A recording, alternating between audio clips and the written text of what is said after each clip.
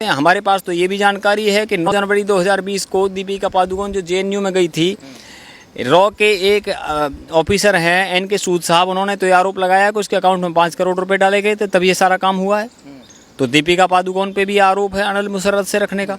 तो मैं ये सारे राज खोल रहा हूँ, ये सारे अंडरवर्ल्ड से लिंक है। दुबई अंडरवर्ल्ड जो पूरी तरीके से बॉलीवुड को जो है बहुत लंबे समय से कंट्रोल करता आ रहा है। करण जौहर की पार्टी हुई थी ड्रग्स की 27 जुलाई 2019 को, और सारी मीडिया कह रही है क्लीन चिट मिल गई, क्लीन चिट मिल गई, क्लीन चिट मिल गई। लेकिन क्विंट ने एनसीबी के हवाले से लिखा है, ऑफिशियल तौर पर लिखा है, एनसीबी ने कहा है कि जो है उसे कोई क्लीन चिट नहीं मिली। अब बताइए मुझे, आप क्या कहोगे? आप बॉलीवुड की दुनिया अगर इस तरह से करती रहेगी तो आज वो ख़त्म होने के कगार पर है। सारी साउथ की फिल्में चल रही हैं, बताइए वो कौन सी फिल्म है? लाल सिंह चड्ढा 150 करोड़ कमा करके और केवल 50 करोड़ पे निपट गई, 100 करोड़ का घाटा हो गया उसको। और कहाँ साउथ की फिल्में केवल 200-400 करोड़ में बन करके और हज़ारों करोड़ में कमा रही है। ये सारी दुनिया के सामने वो देशभक्ति पे बना रहे हैं, वो कोई गंदापन नहीं दिखा रहे हैं, वो किसी प्रकार की अश्लीलता नहीं दिखा रहे हैं, वो कोई ड्रग्स नहीं दिखा रहे हैं, वो देशभक्ति पे ला रहे हैं। एस राजा मौली ने तो इतना बड़ा जो है भारत की प्राचीन पद्धति यानी कि माहिष्मती के किंगडम के आधार पर बनाई हुई फिल्म को 1500 करोड़ तक पहुँचा दिया। नमस्कार, आप देख रहे हैं ऑल इंडिया न्यूज़ और मैं हूं दीपक शर्मा आपके साथ। देखिए, जनता जो है बॉलीवुड का पूर्ण बहिष्कार करने की बात कर रही है, तो वहीं बॉलीवुड से भी बॉलीवुड सितारे जनता को सबक सिखाने की बात करते हैं। अर्जुन कपूर का भी हाल ही में एक बयान सामने आया है। तापसी पन्नू अपनी फिल्म को बॉयकॉट करने की डिमांड करती हैं। आइए मनजीत सिंह से जानते हैं कि वो क्या सोचते हैं इस बॉयकॉट को लेकर। हम ये सोचते हैं कि ये जो बॉयकॉट हो रहा है ये इनके कर्मों की वजह से हो रहा है। इन्होंने भारत विरोधी गतिविधियां जारी रखी हुई हैं। अंडरवर्ल्ड का पैसा मुंबई की फिल्मों में लगता है, ये जग जाहिर है, इसमें किसी को कोई डाउट नहीं है। अभी लाल सिंह चड्ढा का जो बायकॉट हो रहा है ये वाजिब है, क्योंकि आमिर खान ने जो कर्म किया है, तुर्की के जो राष्ट्रपति हैं एर्दोगन, उनसे उन्होंने जिस तरीके से मुलाकात करी और उनको जा कर के जो है अप्रोच किया उन्होंने अपनी लाल सिंह चड्ढा फिल्म के शूटिंग के लिए, वो इतना गलत एक्शन है। आप मुझे बताइए, तुर्की का राष्ट्रपति एर्दोगन भारत के खिलाफ बयान देता है लगातार, कश्मीर पर पाकिस्तान के स्टैंड का समर्थन करता है। और इतना ही नहीं है, उसने यूएन की जनरल असेंबली में, संयुक्त राष्ट्र संघ के अंदर कश्मीर के मामले में भारत के खिलाफ बयान दिया है। जब 370 धारा हटी थी तब भी उसने भारत का विरोध किया। यहीं तक नहीं है, अब तुम्हारे पैरों के नीचे से ज़मीन निकल जाएगी। उससे भी आगे की बात बता देता हूँ, यहाँ तक भी ये हावर न्यूज़ की रिपोर्ट है कि इसी एर्दोगन ने कश्मीर में आतंकवादी भेजने का भी प्लान बनाया कि मिलिटेंट भेजेंगे और कश्मीर के अंदर। ये जो है हावर न्यूज़ की, जो अरब का एक बहुत बड़ी न्यूज़ एजेंसी अरब दुनिया की, गल्फ की, 15 दिसंबर 2020 का ये बयान है। हावर न्यूज़ की एजेंसी के हवाले से बता रहा हूँ मैं आपको, ये अंदर की खुफिया रिपोर्ट थी उस न्यूज़ के अंदर। उससे भी आगे जो बताइए, इस तरह के आदमी से अगर आमिर खान जाकर दोस्ती करता है, जो इस तरह की गतिविधियों को जो दिन रात भारत के खिलाफ काम करते हैं, इतना ही नहीं है, पाकिस्तान को हथियार देने के मामले में इसी एर्दोगन की वजह से 4थे नंबर पे तुर्की आ गया फिलहाल। और इतना उन्होंने टाई बढ़ा दिया है कि वो जो है ऐसी योजनाएं बना रहे हैं कि जो बहुत खतरनाक योजनाएं हैं पाकिस्तान के साथ मिलकर के। अब तुर्की जो है यूरोप में पड़ता है, एक जो है विकसित देश है, इसलिए उसके पास पैसे की कमी नहीं है, इसलिए वो मदद कर रहे हैं। चलिए आगे की बात करते हैं। जब बॉलीवुड वालों को ये सारी बात पता है कि भाई ये देश विरोधी आदमी हैं, तो फिर वो बॉलीवुड वाले इसका बायकॉट क्यों नहीं करते? भाई उनको करना चाहिए बायकॉट, बहिष्कार। अभी तो वो कह रहे थे कि भाई जो है कश्मीर फाइल्स के मामले में आमिर खान ने जो है कश्मीर फाइल्स के मामले में उसकी प्रशंसा कर दी इस फिल्म की। क्यों करी? क्योंकि उसे पता लग गया बायकॉट तैयार है तुम्हारा, पहले से ही बहिष्कार तैयार। आप मुझे बताइए, मैं आपसे जानना चाहता हूँ कि भाई आमिर खान की एक जो उसकी दादी जो थी वो अबुल कलाम आज़ाद के परिवार से थी, मौलाना अबुल कलाम के, फिर भी ये इस तरह का कर्म किया। परिवार सारा फिल्म इंडस्ट्री से जुड़ा हुआ, उसके पिताजी खुद जो है फिल्म इंडस्ट्री से जुड़े हुए हैं। अब ये घटनाएं हो करके तो फिल्म इंडस्ट्री के लोगों को तो सोचना चाहिए ना कि भाई इतने लंबे समय से कोई फिल्म इंडस्ट्री में है, लेकिन इनको सबक लेना चाहिए। अगर भारत सरकार ने ये मान रखा है कि एर्दोगन से जो मिलेगा वो भारत का दुश्मन है, इसी तरीके से भारत सरकार ने सलमान खान को भी एक बार जानकारी दी थी कि भाई जो है जिसके कॉन्सर्ट में तुम जा रहे हो सलमान खान, अमेरिका के अंदर ह्यूस्टन में उसका कॉन्सर्ट होना था, 10 अप्रैल 2020 को इसके कॉन्सर्ट में जब तुम जा रहे हो रेहान सिद्दीकी के में, ये रेहान सिद्दीकी पाकिस्तान की आईएसआई का एजेंट है। और ये जब सलमान खान को जानकारी दे दी तो उसकी जानकारी जो है ह्यूस्टन में भारत का जो है काउंसुलेट जनरल है, यानी कि वहाँ पे भारत का दूतावास है, और वहाँ से जानकारी गई जो है वॉशिंगटन डीसी के अंदर, वहाँ से विदेश मंत्रालय भारत सरकार को पहुँची और सलमान खान को जानकारी देने के बाद में सलमान खान ने वो कॉन्सर्ट रद्द कर दिया। तो बताइए, भारत सरकार की बात अगर वहाँ पर सलमान खान ने इस तरह से मान ली तो आमिर खान को भी माननी चाहिए, उसको भी एर्दोगन से नहीं मिलना चाहिए, क्योंकि भारत सरकार का स्टैंड है कि इस आदमी से जो मिलेगा वो भारत का दुश्मन होगा।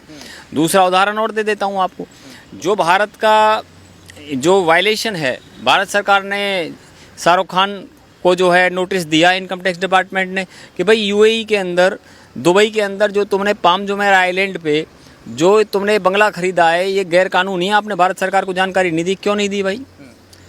और वो बंगला दिलाने वाला जो है, वो जो बंदा है वो भी आईएसआई के लिए काम करता है। तो इस हालात में हम आपसे जानना चाहते हैं मिस्टर कि आपने जो है उस बंगले को, कह रहा है कि मैं नखील नाम के एक बिजनेस डेवलपर ने मुझे गिफ्ट किया है। अरे गिफ्ट किया तो भारत सरकार के इनकम टैक्स डिपार्टमेंट को आप जानकारी दीजिए। ये भारत के अंदर कानून है कि कोई भी गिफ्ट हुई प्रॉपर्टी विदेश में मिलेगी अगर भारत के नागरिक को तो जानकारी देनी पड़ेगी, आपको बता रहा हूँ मैं। लेकिन उसने गैर कानूनी काम किया तो बॉलीवुड वाले देखिए किस तरीके के काम में लगे हुए हैं। अरे इतना ही नहीं है, अनिल मुसर्रत जो कि इमरान खान के लिए फंड रेज करता था, वो बंदा 8 मई 2018 को आनंद आहूजा सोनम कपूर की शादी में आया और उसको बिजनेसमैन ऑफ द ईयर का अवार्ड मिला। वहाँ पे यूके के अंदर बहुत पैसे वाला आदमी है और वहाँ के प्राइम मिनिस्टर से मिलता रहता, वो भी पाकिस्तान के लिए काम करता है। और बॉलीवुड वाले जो उसके एक बुलावे पे चले जाते हैं। हमारे पास तो ये भी जानकारी है कि 9 जनवरी 2020 को दीपिका पादुकोण जो जेएनयू में गई थी, रॉ के एक ऑफिसर हैं एन के सूद साहब, उन्होंने तो ये आरोप लगाया कि उसके अकाउंट में 5 करोड़ रुपए डाले गए थे, तब ये सारा काम हुआ है। तो दीपिका पादुकोण पे भी आरोप है अनिल मुसर्रत से रखने का। तो मैं ये सारे राज खोल रहा हूँ, ये सारे अंडरवर्ल्ड से लिंक है। दुबई अंडरवर्ल्ड जो पूरी तरीके से बॉलीवुड को जो है बहुत लंबे समय से कंट्रोल करता आ रहा है और उनका जो काम है वो भारत विरोधी गतिविधियां वहाँ होती हैं। वहाँ पे सट्टेबाजी का काम होता है दुबई में, सारे सट्टेबाजी के बाब खुलते हैं वहाँ पर। और आपको मैं जानकारी दे दूं, अरबाज खान का नाम सट्टेबाजी में आया था 2018 में, उसको दबाने का काम मीडिया ने किया। अब भी पीआर एजेंसीज क्या करती हैं, सबसे बड़ी जो पीआर एजेंसी है स्पाइस पीआर और जो कोकोनट पीआर जो वरुण धवन का काम देखती है, इन्होंने मीडिया में दबाव डाल करके इन खबरों को दबाने का काम करती हैं, इनको सामने नहीं आने देती। अब मैं बता रहा हूँ आपके सामने 2018 में अरबाज खान का नाम सट्टेबाजी के मामले में आया और उसके लिंक कहाँ से हैं, उनको दाऊद के लोग हैं जो इस काम में लगे हुए हैं। अब मुझे बताइए ये किस तरह की गतिविधियों में। इसलिए मैंने कहा कि लाल सिंह चड्ढा का जो बाइकआउट है वो सिर्फ एक बाइकआउट नहीं है, उसमें बॉलीवुड को एक होने की ज़रूरत है और इसका पूरी तरीके से, क्योंकि ये क्या है कि इन लोगों ने लगातार अगर भारत विरोधी गतिविधियाँ करते रहेंगे और उससे भी आगे ड्रग्स का काम जो है, ड्रग्स की बड़ी बड़ी पार्टियां चलती हैं। शर्लिन चोपड़ा ने तो ये बताया है कि भाई कोलकाता नाइट राइडर्स की पार्टी के अंदर, कोलकाता नाइट राइडर्स पार्टी के अंदर बड़ी बड़ी सेलिब्रिटीज़ की पत्नियां थी और एक बार एनसीबी बुला ले, उनके नाम भी बता देंगे। और मैं यहाँ तक बताऊँ, मीडिया ने ऐसे कुकर्म किए हैं इनके कामों को दबाने के लिए। उदाहरण दे दूँ आपको, चलो उदाहरण ले लो आप मेरे से।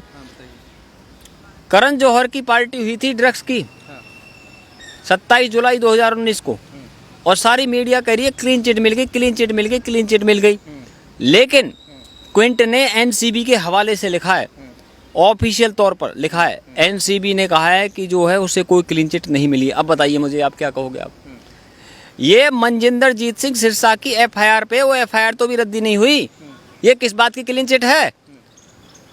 जब आप जो क्लोजर रिपोर्ट कहाँ फाइल हुई है बताइए उसकी, मुझे बताइए आप। उस पार्टी में कौन कौन था? करण जौहर था, उसके अंदर रणबीर कपूर था, अर्जुन कपूर था, मलाइका अरोड़ा थी, दीपिका पादुकोण थी, जोया मुखर्जी थी, उसके अंदर ये सारे लोग थे, वरुण धवन और शाहिद कपूर थे। एक एक का नाम मैंने आपको यहाँ पे गिनवा करके बता दिया है। अब आप मुझे बताइए, जब ये सारे नाम सामने आ गए तो उसी वक्त वहाँ जो मुंबई के पुलिस कमिश्नर रहे होंगे 2020 में, उन्होंने कार्रवाई क्यों नहीं की? क्योंकि वो तो परमवीर सिंह थे। परमवीर सिंह तो वही एक्यूज्ड है, आप जानते हो इस बात को, जिसने अर्नब गोस्वामी के मामले में क्या से क्या खेल किए थे। तो ये सारा एक नेक्सस है। नेक्सस क्या है कि पॉलिटिक्स, अंडरवर्ल्ड, बॉलीवुड, इनका आपस में घालमेल है और बड़ी बड़ी पार्टियां होती हैं मुंबई के अंदर और वो पार्टीज बेसमेंट के अंदर होती हैं, गुप्त तरीके से होती है। उसमें पॉलिटिक्स के लोग भी जाते हैं, उसमें मुंबई के जो बॉलीवुड के लोग भी जाते हैं, और उसमें अंडरवर्ल्ड के लोग भी जाते हैं। मुझे बताइए, ये सब वो चीज़ें होती हैं। आज तक किसी मीडिया वाले ने खुफिया कैमरा लगा करके उन पार्टीज को दिखाया क्यों नहीं है? इसका उदाहरण तो दे दिया गया है। उदाहरण मैं आपको इसका सबूत दे देता हूँ, सबूत ले लो। कंगना रनावत ने अपने इंटरव्यू में कहा है कि मैं ऐसी कई क्लोज पार्टियों में गई हूँ और चाहे तो मेरे से भारत सरकार जानकारी ले ले। और इतना ही नहीं है, जो 6 सितंबर 2019 को रेनेल अब्राहम नाम के एक बॉलीवुड को रिपोर्ट करने वाले पत्रकार ने द रणवीर शो के अंदर कहा है कि मैं बॉलीवुड की क्लोज पार्टियों में गया हूँ, उनके अंदर ड्रग्स यूज होता पानी की तरह। और वाइप स्वैपिंग कितनी घिनौनी बात है। और ये चीज़ भी वहाँ होती है। अब बताइए क्या रह गया? अच्छा, आपने ड्रग्स की जैसे बात करी है कि ड्रग्स की पार्टियाँ होती थी। जब पार्टी का खुलासा हो जाता था तब जनता सवाल नहीं करती थी इनके ऊपर, तब जनता बॉयकॉट नहीं करती थी, लेकिन आज विरोध क्यों? आज विरोध ये है क्योंकि सुशांत सिंह राजपूत के केस के बाद में ये सारे विरोध शुरू हुए हैं बॉलीवुड के। सुशांत सिंह राजपूत के जो घटना से पहले कोई भी विरोध बॉलीवुड का नहीं होता था। बॉलीवुड के अंदर की सच्चाई लोगों को नहीं पता थी। बॉलीवुड के अंदर जो ड्रग्स यूज होता वो नहीं पता था। रिया चक्रवर्ती की चैट में बड़े बड़े लोगों के नाम आए, सारा अली खान का नाम आया उसके अंदर रकुल प्रीत सिंह का नाम आया, उसके अंदर दीपिका पादुकोण का नाम आया। तब ये घटना खुलनी शुरू हुई और एनसीबी के सबसे काबिल ऑफिसर समीर वानखेड़े को भारत सरकार के गृह मंत्रालय ने काम पे लगाया और उसने इन सबको गिरफ्तार करके और इनको जो है कस्टडी में लेकर के पूछताछ करी। फिर उसने आर्यन खान तक को गिरफ्तार किया और इतना बड़ा मामला बन गया कि सारी मीडिया ने पूरी ताकत लगा दी कि किस तरह से बड़े बड़े लोगों को जो है बचाया जाए उसके अंदर। यह पीआर एजेंसीज का ये सारा खेल था और आपके सामने ये सारी घटना मैं आपको बिल्कुल एक्सप्लेन करके बता रहा हूँ। नहीं तो बॉलीवुड का पुराना रिकॉर्ड देख लीजिए। 1989 के अंदर सुभाष घई ने जो एक ड्रग्स के खिलाफ यात्रा निकाली थी, उसके अंदर अनिल कपूर और ये सारे तमाम बड़े बड़े सितारे जो है, उसके अंदर सुनील दत्त वगैरह, ये सारे लोग उस कैंपेन में शामिल हुए थे। संजय दत्त तो खुद ड्रग्स के खिलाफ कैंपेन चलाते हैं, कहते हैं कि मैंने जीवन में बहुत ले लिया, आप मत लें। किसके कहने पर? आर्ट ऑफ लिविंग के कहने पर। भाई जूही चावला और कंगना रनावत तो आर्ट ऑफ उससे जो है वो भी ड्रग्स के खिलाफ कैंपेन चलाती है। भाई कंगना रनावत तो जुड़ी है सदगुरु जग्गी वसुदेव से साउथ के, और जूही चावला भी उसी से जुड़ी हुई है, और कुछ लोग आर्ट ऑफ लिविंग से जुड़े हुए हैं। तो ये सारे लोग, और कुछ लोग जो है आर्य समाज से जुड़े हुए हैं, जैसे बॉबी देओल और ये धर्मेंद्र के परिवार है, और जैसे ये कई लोग हैं जो आर्ट ऑफ लिविंग हुआ, आर्य समाज हुआ, उन्होंने जो है उसका इन्फ्लुएंस बॉलीवुड पर रहा। इसी वजह से जो हमारे देश की पद्धति है, हमारे देश की धर्म संस्कृति ने बॉलीवुड की जो जड़ों में कुछ खाद डाला है, जिसकी वजह से कुछ अच्छे काम हुए हैं, जिसके मैंने आज आपको उदाहरण दिए। लेकिन बॉलीवुड की दुनिया अगर इस तरह से करती रहेगी तो आज वो ख़त्म होने के कगार पर है। सारी साउथ की फिल्में चल रही हैं, बताइए वो कौन सी फिल्म है? लाल सिंह चड्ढा 150 करोड़ कमा करके और केवल 50 करोड़ पे निपट गई, 100 करोड़ का घाटा हो गया उसको। और कहाँ साउथ की फिल्में केवल 200-400 करोड़ में बन करके और हज़ारों करोड़ में कमा रही है। ये सारी दुनिया के सामने वो देशभक्ति पे बना रहे हैं, वो कोई गंदापन नहीं दिखा रहे हैं, वो किसी प्रकार की अश्लीलता नहीं दिखा रहे हैं, वो कोई ड्रग्स नहीं दिखा रहे हैं, वो देशभक्ति पे ला रहे हैं। एस राजा मौली ने तो इतना बड़ा जो है भारत की प्राचीन पद्धति यानी कि माहिष्मती के किंगडम के आधार पर बनाई फिल्म को 1500 करोड़ तक पहुँचा दिया। अरे देशभक्ति पर बनी, भारत की आज़ादी पर बनी हुई फिल्म RRR को उसने हज़ारों करोड़ से ऊपर ले गए। तो भाई तुमको क्या दिक्कत है देशभक्ति पे फिल्म बनाने में और धर्म संस्कृति को ऊपर उठाने में? आप बदनाम करने वाली फिल्में क्यों बनाते हो? लक्ष्मी बॉम्ब क्यों बनाते हो? लक्ष्मी के साथ में बॉम्ब शब्द क्यों लगाते हो?